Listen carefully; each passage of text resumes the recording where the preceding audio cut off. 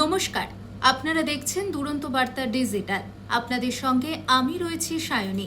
এই মুহূর্তের কয়েকটি গুরুত্বপূর্ণ আপডেট রইল বিস্তারিতভাবে।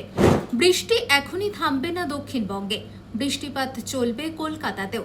তবে দক্ষিণবঙ্গের কোথাও ভারী বৃষ্টির সম্ভাবনা নেই। হালকা থেকে মাঝারি বৃষ্টি বিক্ষিপ্তভাবে হতে পারে দক্ষিণবঙ্গে।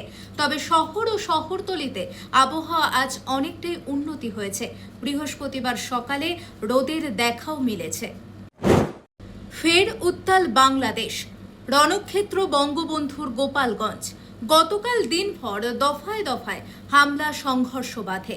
পরিস্থিতি নিয়ন্ত্রণে গতকাল রাত 8টা থেকে আজ সন্ধে 6টা পর্যন্ত গোপালগঞ্জে কারফিউ জারি করা হয়েছে। নিকো পার্কে তরুণের অস্বাভাবিক মৃত্যুর ঘটনায় চাঞ্চল্য। নিকো পার্ক কর্তৃপক্ষের বিরুদ্ধে বিধাননগর দক্ষিণ থানায় অভিযোগ। গাফিলতির অভিযোগ মৃত রাহুল দাসের পরিবারের।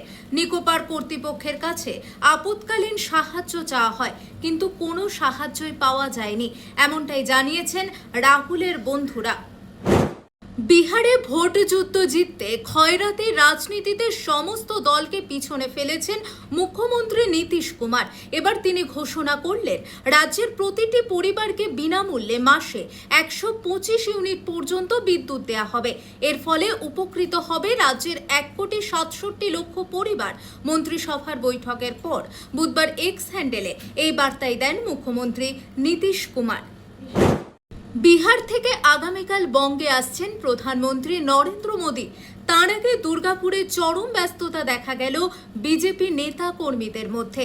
দোকানদার থেকে পথচারীদের মধ্যে হ্যান্ডবিল বিলি করা হয়। এর পাশাপাশি নিরাপত্তা সুনিশ্চিত করতে স্নিফার ডগ নিয়ে সভাস্থল পরীক্ষা করে পুলিশ। আর এই সভাকে কেন্দ্র করে পুলিশি নিরাপত্তা বেশ লক্ষণীয়।